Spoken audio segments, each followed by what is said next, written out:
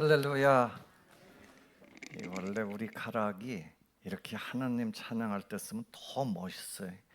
이 찬양을 이렇게 그 북과 함께 떵떵거리면서 부른 건 처음 보는 것 같아요. 우리 김미자 권사님은 두들기는 걸 다 좋아해가지고 다 두들겨, 그냥 다 두들기고, 이왕이면 그냥 그런 찬양할 때는 여기 와서 막 흔들어야 되는데, 흔들면서 이게 우리 가락이 원래요. 옛날에 저도 이제 어른들이 뭐라 그러죠?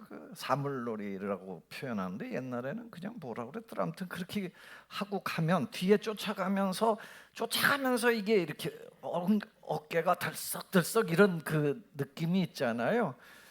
찬양도 늘 그런 마음을 가지고 찬양할 때 하나님께서 시편 150편에 보면 하나님을 찬양하는데 속옷치면서 북치면서 뭐 목소리로 다 동원해 가지고 찬양하라고 하시거든요. 늘 그렇게 기쁨으로. 그러니까 예배 오시면 원래 여기에 빠져들어야 되는, 예배에 빠져서 찬송을 그렇게 기쁘게 하시고, 말씀 들을 때도 멍하니 앉아 있으면요 힘들어요. 그러니까 말씀도 자꾸 이렇게 서로 응답을 하면 아멘하여 영광 돌린다 그러지 않아요? 아멘이 뭐예요? 내가 지금 말씀을 듣고 있고 그 말씀대로 나도 동의합니다, 그렇게 되기를 바랍니다, 이런 거거든요. 그런 놀라운 역사가 늘 일어나기를 축복합니다. 잘 살고 싶죠? 사람은 세상에 이왕에 한 세상 태어난 거 잘 살았으면 좋겠다. 잘 사는 게 뭐예요? 여러분, 잘 사는 게 이 시대마다 약간씩 다르죠. 잘 사는 게 우리 60년대 70년대는 잘 사는 게 뭐예요? 정말 양쪽으로 그냥 부자 되는 거예요. 배고프지 않게 사는 게 그게 잘 사는 거예요. 그죠? 그래서 막 그냥 허리띠를 졸라 매고서 배부르게 먹을 정도로다가 살게 하는 것, 그게 잘 사는 거였다고요. 근데 이제 2000년대 들어오면서 그 잘 사는 개념이 조금 달라지죠. 그래서 뭐 한때는 욜로, 한 번뿐인 인생이니까 좀 즐겁게 살자, 뭐 여기에다가 초점을 맞춰서 살고, 최근에는 유행하는 단어가 뭐냐면 워라벨이에요. 워라벨은 뭐냐면 영어의 준말인데 워크하고 라이프하고 밸런스, 이걸 줄여서 한 말이에요. 그러니까 일하는 것과 또 내 인생하고 이거를 밸런스를 잘 맞춰서 일만 죽도록 하지 말고 이 인생을 좀 잘 설계하면서 살자. 이게 이제 세상적인 가치로 보면 아무튼 질적으로 조금 달라지는 거, 이걸 잘 사는 거라고 얘기를 해요. 근데 정말 성경적으로 잘 사는 건 뭘까, 여러분? 성경에서 잘 사는 건 뭘 잘 사는 거라고 얘기해요? 혹시 아세요? 기억나세요? 혹시 어떤 자기 삶에서 이런 생각해 보셨어요? 성경에서 잘 사는 건요, 하나님을 인정하고 내가 나 피조물로서의 내 삶을 바르게 살아가는 걸 잘 사는 거라고 그래요. 그래서 형통이라고 얘기할 때, 성경에서 형통이라고 그럴 때는 우리가 60년대 물질 부자하고 2000년대 들어와서 워라벨 이런 개념을 넘어서서 하나님이 계획한 하나님의 목적대로 내가 주어진 어떤 삶에 제대로 제 길을 가는 것, 이걸 잘 사는 거라고 얘기를 해요. 예를 들면은 우리가 요셉 같은 경우 형통했다고 그러잖아요. 근데 요셉의 삶을 보면요 굉장히 어려움이 많아요. 중간에 남의 형제들의 미움을 받고 팔려가기도 하고요, 그렇잖아요. 그리고 감옥에도 가기도 하고, 중간에 그런 일, 남의 나라에 가서 남의 머슴살이도 하고. 그런데 성경은 그의 삶을 형통했다고 그래요. 왜? 그가 어려서부터 태어난 목적이 앞으로 이 이스라엘 백성들을, 형제들을 살려내고 그 애굽에서 그 삶을 이끄는 게 그의 삶의 목적인 거예요. 그래서 결국은 그 일을 이루지 않아요. 거기 가서 그 고생 끝에 그렇게 됐지만, 그렇게 해서 형제들 다 불러내서 애굽에서 살도록, 그 흉년에 살도록 만들어내잖아요. 여러분, 여호수아에게도 너 형통할 거다, 네가 형통할 거다라고 얘기했을 때 그 형통이 뭐예요? 여호수아가 뭐 주머니에 빵빵하게 뭐 주식 넣고 이러려고 그게 형통이라고 그랬어요? 아니, 그는 그에게 주어진 게 이스라엘 백성들을 요단강 이편에서부터 저 가나안 땅까지 잘 인도해내는 게 그 형통이에요. 형통. 대통령이 됐다. 대통령은 형통하는 게 뭐예요? 대백성들을 잘 끌고 가면 그게 형통이에요. 저 잘 먹고 잘 살으라고 그게 형통이 아니고 그 일을. 김문희 목사에게 형통은 뭐예요? 나는 목회자로 내가 하나님께서 부르셨으니까 목회자로서 목회를 잘 감당하면 그게 형통. 이렇게 해서 잘 마치면 이게 나한테는 형통이다라는 거예요. 여러분, 이런 면에서 형통하려면 어떻게 해야 돼요? 지혜가 있어야 돼요. 내가 누군지를 알고 하나님이 누군 줄 알고 내가 어떻게 살아야 되는지 이런 지혜를 자꾸 얻어야 돼. 내일 일도 모르는데 어떻게 다 알아요? 그러니까 그런 지혜를 얻고 사는 게 중요하다라는 거예요. 그래서 성경에서는 물질 뭐 이런 거, 권력 이런 것보다 더 중요한 게 지혜를 얻으라고 그러잖아요. 오늘 본문 말씀은요, 이 본문이 나온 잠언서는요, 사실 지혜서라고 얘기를 해요. 지혜서. 솔로몬 외에 많은 저자들을 통해서 하나님께서 우리 인류에게 주신 말씀. 그 지혜라는 말이 원어로 히브리어로는 미슐레인데 비유나 교훈을 얘기할 때 그런 말을 써요. 영어 제목은 프로버브예요. 프로버브라는 말은 격언, 속담 뭐 이런 뜻을 가지고 있어요. 아무튼 그런데 우리는 잠언이라고 그래요. 잠언은 무슨 뜻인지 아십니까? 잠언, 잠잘 때 듣는 말. 또 오늘 잠언을 하니까 자야죠. 그런 사람들은 맨날 자는 거야. 평소에도 자다가 오늘 잠언하니까 또 잔대. 그러니까 잠언이란 말은 찌를 잠이에요. 뭐 바늘잠 뭐 이런 찌를 잠, 바늘잠. 그러니까 아주 찌르는 말씀이다 그런 뜻이에요.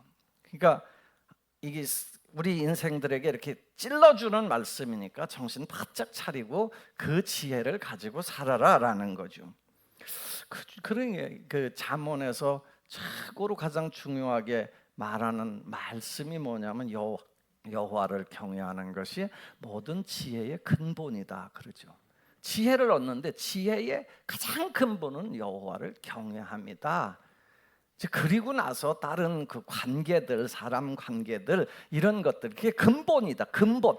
가장 바탕에는 뭘 깔고 살아야 되냐? 하나님을 경외하는 것, 하나님을 공부하는 것, 하나님을 알고 사는 것. 이걸 근본에 깔고 살아야 된다라는 거예요.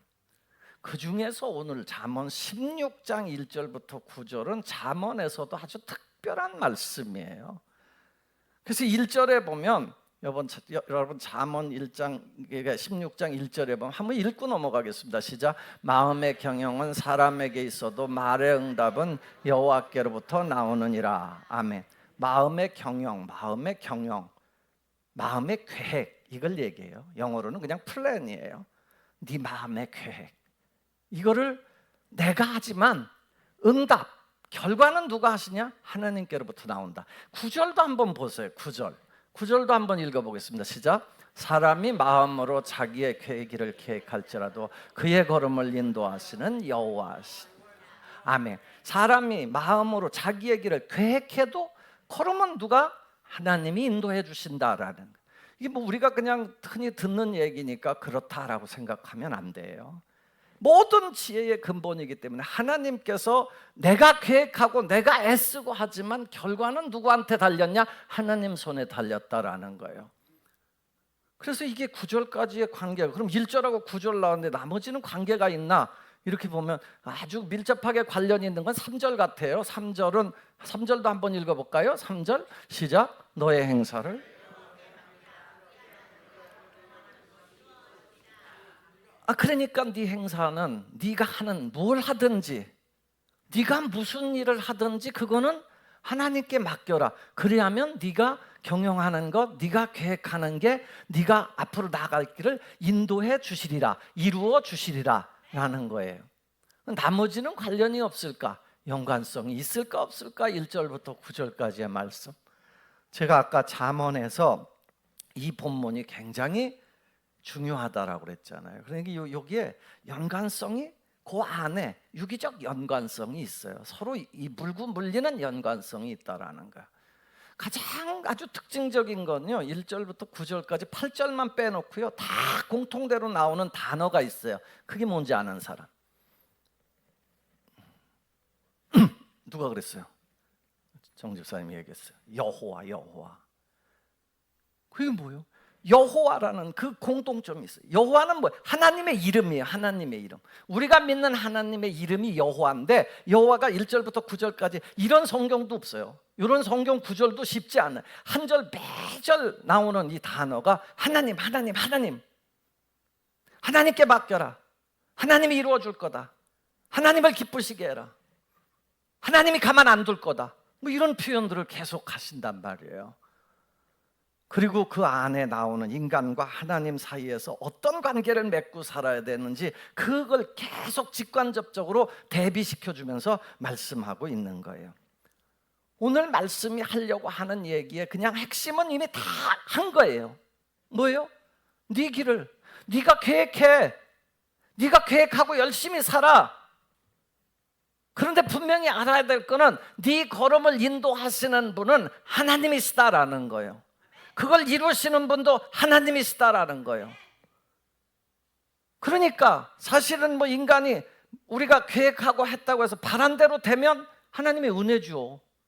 왜? 내가 했는데 해는 만큼을 하나님께서 이렇게 해줬으니까 이거는 정말 은혜 줘. 그럼 안 되게 하는 건 뭘까? 안 되는 것도 하나님께서 섭리하고 계시다라는 거예요. 그러니까 기다려라라는 거예요. 믿고 기다려라라는 거예요. 불평하지 말고 의심하지 말라라는 거예요. 네가 마음으로 계획해? 네 마음에서 세웠어? 아니야. 그걸 걸음을 인도하실 분은 하나님 여호와다라는 거예요. 우리는 사실 뭐 언제든지 내 생각대로 가죠. 내 생각대로 가는 거 아니에요? 내가 계획 세워서 가잖아요. 그런데 그게 언제든지 내 계획대로 되든가요? 아니잖아요. 지난주에 그 TV에 세계에서 최고로 부자인 빌 게이츠가 텔레비전에 나왔어요. 빌 게이츠가 세계에서 18년 동안 최고로 부자래요. 한 사람이 그렇게 오랫동안 부자인 경우도 드물어요. 얼마나 부자예요? 세계에서 1등인데. 우리나라에 세계 100대 부자가 있을까 없을까? 100대 부자 100명을 꼽는다면 우리나라에 있을까 없을까? 없어요. 500대 부자에는 몇 명이나 있을까? 딱 한 명 있어요. 이재용 삼성 회장. 그분이 올해는 228등이래. 작년에는 324등이었대. 그러니까 뭐 그렇게 부자예요. 그렇게 부자가 우리나라에 와서 TV에 나왔다는 것 자체도 참 엄청난 거죠. 그게 뭐 유키즈라는 프로그램에 나왔어요. 이 유재석이 같은 사람, 우리 국민 MC라고 그러는 사람도 덜덜덜덜 떨더라고. 나 같아도 떨 것 같아. 막 그런 사람이 와서 막 말하라고 그러면 나도 뭐 어디 가면 막 떨릴 때 많아요. 나 이제 저기 태국에 가서 설교해야 되는데 그런데 가도 사실은 처음에 너무너무 떨려요. 왜냐하면 어떻게 시작을 해야 되나, 무슨 말을 해야 돼. 또 이 사람들이 정말 내 말 알아들을까, 뭐 별의별 생각을 다 하니까. 근데 아무튼 그분이 나와서 아무튼 제가 그걸 보면서 야, 이분은 참 겸손하게 말한다. 참 진실해 보인다. 그런 생각이 들더라고요. 그분이 뭐 자기를 솔직하게 또 내보이더라고. 자기는 뭐 학생 때는 왕따 당했대요. 그 심지어는 뭐 자폐 스펙트럼까지라고 남들이 보기에는 그럴 정도다 얘기를 할 정도다. 혼자 그냥 이렇게 혼자 이러고 있었고 그 힘센 애들한테 괴롭힘도 당했다고 그래요. 그런 사람이에요. 근데 내가 그분의 이 말 표현에서 뭘 봤냐면요, 계속 어떻게 이렇게 부자가 되셨어요? 그냥 행운입니다. 럭. 그러니까 그걸 다시 표현하면 저는 그게 은혜였습니다라고 봐요. 아니 그렇게 전 세계에서 최고로 부자인 사람이 내가 얼마나 노력했는지 아십니까? 머리를 막 싸매고 맨날 같이 막 컴퓨터 앞에서 막 이렇게 해서 매일 그 막 싸움 할 때마다 이 기업 전쟁할 때마다 얼마나 했어. 이렇게 얘기할 줄 알았더니 아니에요. 행운이었습니다라고 얘기해요. 행운이었습니다. 또 놀란 거는 뭐 우리나라의 그 청년 20몇 살짜리 청년이 자기는 20몇 살인데 2억 6천만 원을 맞대요. 그러면서 질문을 해요. 얼마나 쓰세요 하루에? 그래. 자기 생각에는 그랬을 것 같아요. 그냥 이게 내가 유추해서 하는 거예요. 나는 그 2억 6천을 모으기 위해서 먹을 거 못 먹고 맨날 굶어가면서 이렇게 해서 빵 한 조각으로 때우고 이렇게 왔는데 당신은 하루에 얼마나 근검 전략하길래 그렇게 세계적인 부자가 됐어요? 라고 했을 것 같아요. 근데 자기가 그냥 솔직하게 얘기하더라고요. 나 그렇게 쬐끔 쓰는 사람 아니에요. 저택도 있고요. 거기서 일하는 사람도 많고요. 밥 한 끼를 먹으려면 거기서 이게 뭐 주방 아줌마도 있고요. 뭐 저기 정원사도 있고요. 다 있고요. 저는 사실은 어디 해외에 갈 때도 전용기 타고 다니고요. 그 얘기 하더라고요. 아, 이게 그분이 여기 텔레비전에 나와서 이렇게 솔직할 수 있을까? 그냥 저는 그 얘기는 하더라고. 저희는 그 치즈버거를 참 좋아하는데 일주일에 4번 정도는 치즈버거랑 감자튀김을 먹는다고 그러더라고요. 그건 차별이 없어서 맛이 실패할 확률도 없어서 그걸 먹는다고 그러는데 그 얘기를 들으면서 참 그냥 가감 없이 진솔하게 얘기하는구나라는 생각을 했고요. 우리하고 똑같은 사람이구나라는 생각도 했고요. 또 놀란 것 하나가 있어요. 정말 놀란 것. 자기 재산의 99%를 20년 동안, 앞으로 20년 동안 저 아프리카에 어려서 죽는 어린아이들, 질병에 걸려 죽는 아이들을 위해서 다 쓰고 죽을 거라는 거예요. 그냥 다 쓰겠다라는 거예요. 그게 앞으로 240조인가 그래요. 아무튼 다 쓰겠대요. 그냥 99%를 쓰겠대요. 그러면서 인류에 뭔가 내가 헌신하고 싶다. 나를 보낸 어떤 그 뜻대로 헌신하고 싶다. 그런 의미를 가지고 있어요. 근데 이제 마지막 제가 하고 싶은 얘기가 이 말이에요. 그러면 당신은 어떻게 그런 생각을 하는 그런 위대한 생각을 하게 됐어요? 라고 질문을 했어요.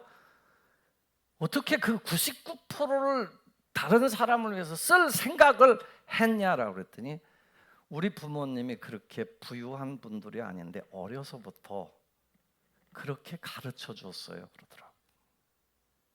근데 그 말 속에 저만 들은 얘기인지는 모르겠는데 그래서 저희 형하고 잠깐 얘기를 하면서 그 확인도 했는데 영어 단어로 바이블을 가르쳤다. 바이블의 가치를 가르쳐 줬다. 바이블이 뭐예요? 여러분 바이블 영어 다 아시네? 성경이에요, 성경. 근데 이제 이 번역하는 친구들이 그 자막에는 종교 경전이라고 썼어요. 종교 경전이라고 썼는데 바이블. 그 부모님의 신앙적 영향이 컸다는 거예요. 우리 삶을 살아가면서요, 여러분, 하나님을 잘 가르쳐 놓으면 나는 그가 어디에 있든지 하나님의 뜻을 어디선가 뭔가 이루고 살 거다라고 그렇게 믿습니다. 이게 그의 삶의 표현에서 내가 두 가지를 나는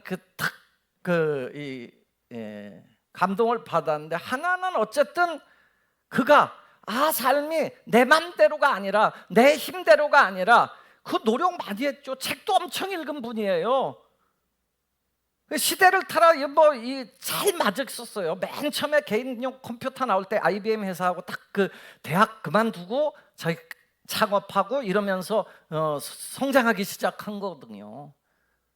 그런데 그 삶을 결국은 그때마다 행운이었다라는. 우리 인생이 내 맘대로 되든가요? 하나님의 역사로 가야 되는 줄로 믿습니다. 또 하나는 하나님의 말씀으로 그 부모가 어쨌든 그에게 늦었어요. 세계 최고의 부자예요. 18년 동안 세계에서 쫓아올 수 없는 부자, 우리나라보다도 더 부자일 수도 있어요. 그런 사람이 그런 교육을 받고 나는 그렇게 하게 됐다라고 얘기를 해요. 이 성경적 가치관, 이걸 배우고 사는 사람이 인류에 공헌하게 되고 하나님의 목적대로 형통하게 될 줄로 믿습니다. 이제 우리가 그러면 걸음을 인도하시는 분이 하나님이신데 어떻게 할까? 어떤 자세를 가지고 살아가야 할까? 저는 크게 세 가지로 오늘 본문 말씀에서 나눠가지고 말씀을 드리려고 그러는데요. 첫째는요, 하나님 경외예요. 무슨 일이 있어도 하나님을 경외해야 돼요. 6절 말씀을 한번 읽어보겠습니다. 6절입니다. 시작.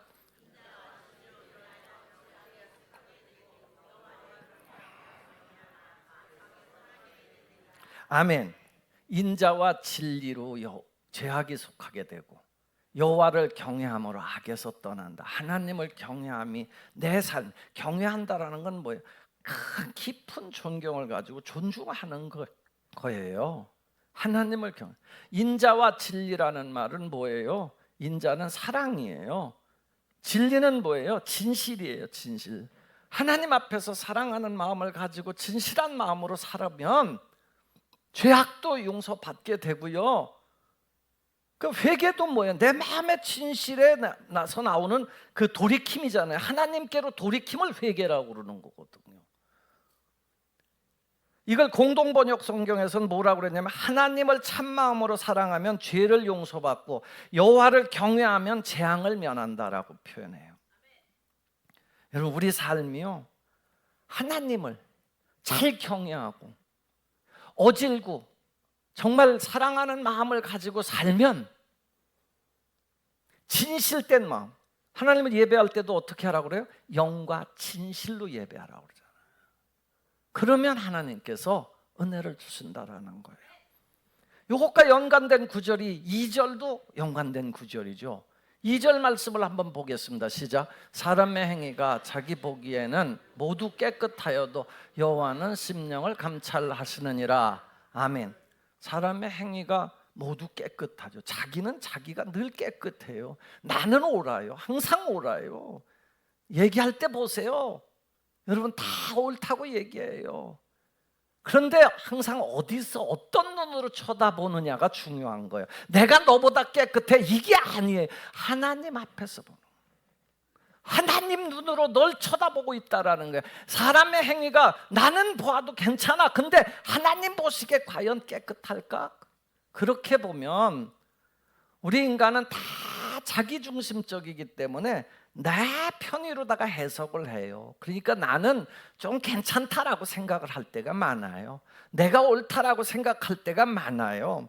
자기 합리화에 익숙해 있기 때문에 나는 괜찮은 것처럼 얘기해요. 그런데 하나님은 우리의 심령이라는 건 뭐예요? 내가 볼 수 없는 이 속까지를 다 꿰뚫어 보신다는 거 아니에요. 다른 사람한테 싹 숨겼는데 하나님은 그걸 보시고 계시다라는 거잖아요. 여러분 옆 사람 누구 지금 무슨 생각하는지 아는 사람 손 들어봐요. 아무도 몰라요. 이건 누구만 아냐? 하나님만이 아시는 거예요. 그래서 늘 하나님 앞에서 낮추고 겸손하게 내가 부족한 사람입니다라고 인정하고 살라라는 거예요.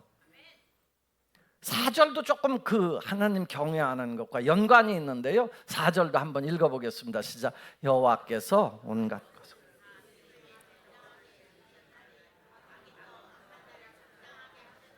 아멘. 이 말이 조금 약간 오해의 소지도 있죠. 온갖 것을 그 쓰임에 적당하게 지으셨다. 그런데 악인도 적당한 날에 적당하게 하셨다. 그러니까 그럼 뭐야? 하나님이 악인도 만들어냈구나. 뭐 이런 생각이 들 텐데요. 그런 건 아니고요. 하나님께서 모든 걸 합력해서 나간다라는 거예요. 하나님께서 왜 저런 악한 자를 데려가지 않고 그냥 놔두지?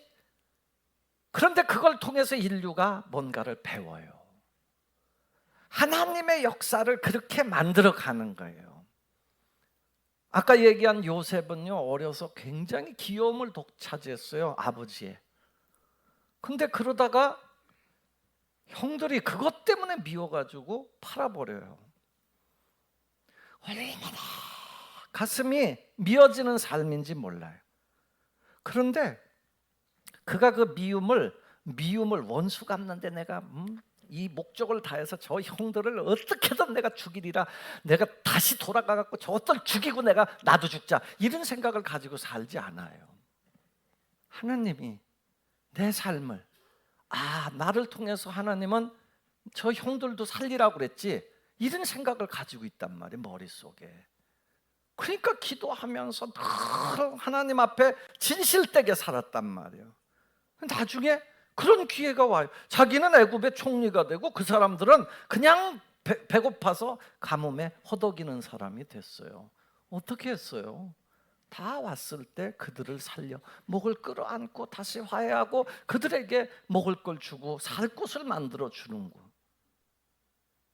아까 빌 게이츠 얘기를 했는데, 빌 게이츠가 만약에 학폭을 당해서 이제 조금 벌었어, IBM하고 합쳐가 저것들 다 불러다가 다 죽여버려, 이런 생각만 가지고 살았다면 그렇게 되겠어요, 여러분? 하나님은요, 합력해서 선을 이루시는 분인 줄로 믿습니다.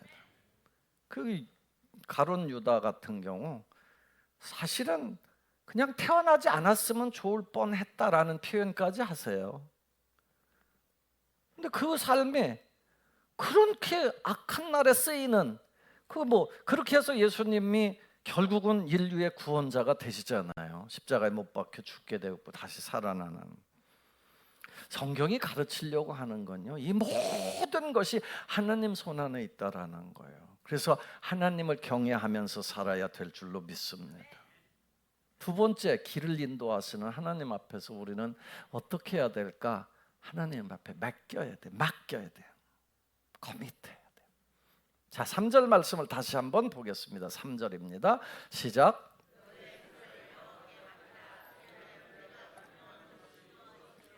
아멘. 여호와께 맡겨야 인도하심을 받을 수 있어요. 여러분, 모든 걸 다 너의 행사, 네가 하는 모든 건 맡기라는 거예요. 너의 행사. 뭘 맡기지? 네 자녀도 맡기라는 거예요. 자녀. 제가 수요일 날 잠깐 묵상하면서 그런 생각, 새벽에 기도하면서 그런 생각을 했는데, 우리가 자녀들을 위해서 뭘 해줘요? 픽업도 해주고 밥도 해주고 용돈도 줘주고 좋은 학원도 보내주고 다 하는데 그걸로다가 다 할 수 있어요? 뭘 할 수 있어요? 정말 자녀들을 위해서 할 수 있는 게 있다면 그를 하나님의 말씀에 끌어들이고 기도해 주는 거예요. 그건 매일 할 수 있어요. 매 순간도 할 수 있어요. 여러분, 맡기는 게 잘 안 되죠. 맡기는 게 뭐예요? 맡기는 게, 수영해 보신 분들은 알겠습니다만 처음에 물에 가면 펄렁펄렁 빠지죠. 막 힘이 들어가고. 나도 수영 잘 못해요. 개연밖에 못 쳐요. 근데 이 벌렁벌렁 빠지는 거예요. 근데 이 배영이라는 걸 한번 해보면요, 배영에서 고개 번쩍번쩍 들으면요 그냥 꼴깍꼴깍이요. 그런데 배영할 때 이렇게 누워가지고 고개를 탁 제끼면 물에 텅텅, 발만 조금 올려주면 움직이더라고요. 뭐예요? 물에 맡겨야 되는 건 물에 맡겨야 되는 거예요. 너희 염려를 다 주께 맡겨버리라 그러잖아요. 베드로가 우리에게 권면한 거예요. 너희 염려를 다 주께 맡기라. 이는 그가 너를 돌보심이라. 염려 맡기는 것도 보통 일은 아니에요. 제일 힘든 것 같아요. 저도 제가 어제 갑자기 제가 오른쪽 다리가 많이 좀 불편하거든요. 어제는 갑자기 왼쪽 다리가 막 힘이 없고 막 그런 거예요. 내일 나 저기 가야 되는데 어떡하지? 별의별 생각이 다 들더라고. 근데 어떡해? 그런다고 해서 내가 무슨 다리를 철심을 갑자기 집어넣어서 힘을 뻗칠 수도 없는 거예요. 그냥 맡기는 거예요. 병원 가봐도 한 30%는요 아무렇지도 않은데들 병원 오는 거래요. 그리고 우리가 염려하는 것 중에 80%는 진짜 쓰잘데기 없는 게 80% 염려래요. 그 20% 염려 중에서도 12%는 다른 사람 거 염려하고 있는 거래요. 8%만 자기의 염려거리래요. 근데 성경은 뭐라고 그래요? 그 8%조차도 하나님께 맡기라는 거예요. 맡기라는 거예요. 마태복음 6장 27절에 보면 너희 중에 누가 염려함으로 그 키를 한 자나 더 할 수 있겠느냐? 맞아요? 틀려요? 여러분 염려해 갖고 머리카락 하나 희게 할 수 있어요? 안 되는 거예요. 그러니까 내일 일은 내일 일에 맡겨둬라라고 얘기하잖아요. 짐도 맡기래. 짐도 시편 55편 22절에 보면 너의 짐을 여호와께 맡겨라. 그가 너를 붙드시고 의인의 요동함을 영원히 허락지 아니하시리라. 많은 짐이 있잖아요. 질병의 짐이고 고통 자녀의 짐 재정의 짐 많은데 그 짐도 너가 왜 갖고 가냐라는 거예요. 맡기라는 거예요. 하나님 앞에 자꾸 맡기라는 거예요. 맡기라는 거예요. 하나님은 넓기도 하셔. 그래서 마태복음 11장 28절에 보면 수고하고 무거운 짐진 자들아 다 내게로 오라. 내가 너희를 쉬게 하리라 그러잖아요. 와서 맡기라는 거예요. 가져가지 마요.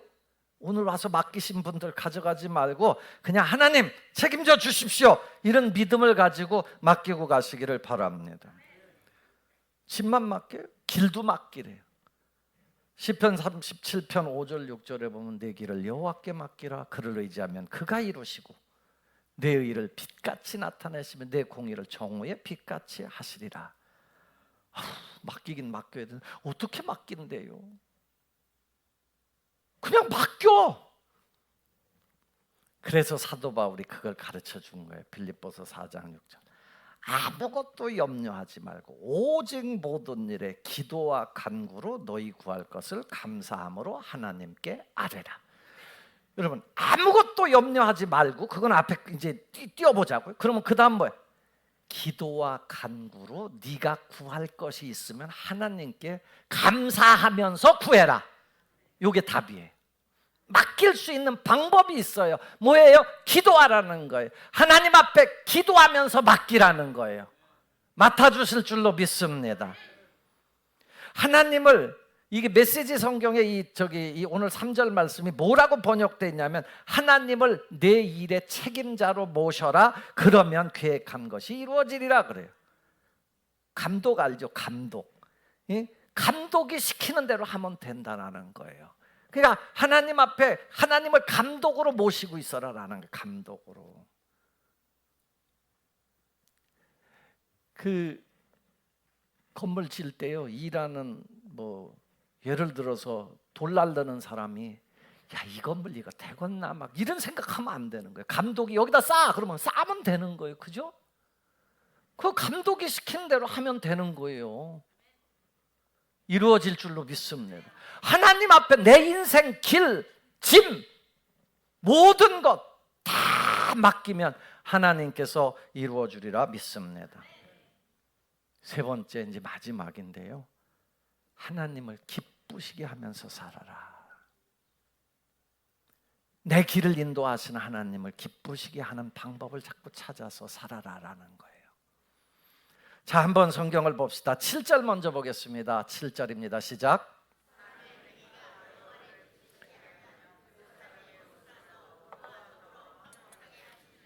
아멘. 여러분 사람이 행위를 하나님 보시기에 기쁘시게 사는 삶으로 방향 전환을 하면 원수도 해결해 준다는 거예요. 원수 맺는 게 사실은 원하든 원하지 않든 원수가 생겨요. 이게 시험 든다는 것도 그런 거냐. 난 저 인간 미워서 난 그 교회 못 가겠다. 그런 분도 있어요. 실제로. 근데 그 초점을 그 사람한테 맞추고 신앙생활을 하니까 그 모양이 되는 거예요. 누구한테 맞추는 거예요? 하나님 앞에 맞추는 거예요. 하나님을 기쁘시게 해보세요. 야곱이라는 분이요. 그 성공을 거두고 나서 고향으로 돌아오는데 형하고 원수 졌었잖아요. 저 형이 무서워. 근데 형이 또 군사를 끌고 이 야곱 온다는 소식을 듣고 따닥따닥따닥 오는 거예요. 얼마나 무서웠는지요. 야복강에서요. 강을 하나 이렇게 네 깔이죠. 네 깔. 거기를 못 건너고 계속 보내. 예물도 보내고 마누라도 보내고 자식들도 다 보내. 자기는 못 가. 그럼 뭐 해요? 하나님 앞에 엎드려서 간절하게 기도해요. 나중에는 이 환도뼈가 부러졌어요. 다리가 부러져서 쩔룩쩔룩할 정도. 그런데요, 놀라운 기적이 일어나요. 가서 형을 뵙고 탁 절을 하는데 형이요, 목을 끌어안고 울어요. 그 원수라 자기 죽일 줄 알았거든. 너 이 자식 잘 왔어 그러면서 그럴 줄 알았는데 안 그래요. 누가 하시는 거예요? 사람의 마음도 하나님이 풀어주셔야 되는 줄로 믿습니다. 반대로 하나님 마음을 아프게 하면요, 여러분 저 5절 말씀 한번 읽어보겠습니다. 5절 말씀입니다. 시작. 무릇 마음이 교만한 자를 여호와께서 미워하시나니 피차 손을 잡을지라도 벌을 변하지 못하리라. 아멘. 마음이 교만하면요, 하나님이 미워하시는 그런 삶을 살면요, 결국은 아무것도 안 된다는 거예요. 아무튼 연합해 봐라, 니들이 되나, 그 얘기예요. 바벨탑 그 인간들이 힘을 쌓아서 막 묻는데 하나님께서 한순간에 팍 무너뜨리는 끝이요. 인생도 마찬가지. 한순간에 팍 끝날 수 있는 거예요. 그러니까 하나님을 기쁘시게 하는 삶이 얼마나 좋은 거예요. 여러분 마지막 안 읽은 성경 구절도 한번 읽어보죠. 8절입니다. 8절도 한번 읽어보겠습니다. 시작. 적은 소득이 공의를 겸하면 많은 소득이 불의를 겸한 것보다 나으니라. 아멘. 여러분 적은 소득이라도 공의는 뭐예요? 하나님이 기뻐하시는 거거든요. 불의는 하나님이 안 기뻐하시는 거거든요. 암만 많이 벌어도 소용없다라는 거예요. 불의로다가 하는 건 소용없다라는, 공의를 겸하는 거 누가 기뻐하니? 하나님이 기뻐하시는 거예요. 사랑하는 간북동교회 성도 여러분, 오늘 예배하시는 여러분, 하나님께서 오늘 우리에게 주시는 이 말씀을 기억하기 바랍니다. 마음의 경영은 사람에게 있어도 말의 응답은 하나님께로부터 나오느니라. 사람이 자기 길을 계획할지라도 그의 걸음을 인도하시는 분은 하나님이시니라. 하나님이 결제해 주셔야 되는 거예요. 기가 막힌 계획을 가지고 아이성을 침범한 이스라엘 백성들이요, 그 전에 어마어마한 여리고성을 다 깨부셔 줄 정도로 놀라운 승리를 거둔 사람들이요, 거길 깔보고 자기들 죄 그대로 안고 갔다가 대패를 당해요. 말도 안 되는 싸움에서 지고 와요. 하나님이 도와주셔야 사는 줄로 믿습니다.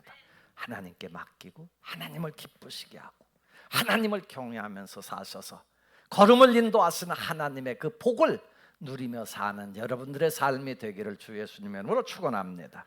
기도하겠습니다. 아버지 하나님, 오늘도 하나님께서 우리의 걸음을 인도해 주심을 믿습니다. 잘 가면 은혜로 알게 하시고 못 가도 하나님께서 선한 길로 인도하실 줄로 믿고 믿음으로 의탁하면서 늘 기도하며 가는 길이 되게 하여 주옵소서. 예수님 이름으로 기도합니다.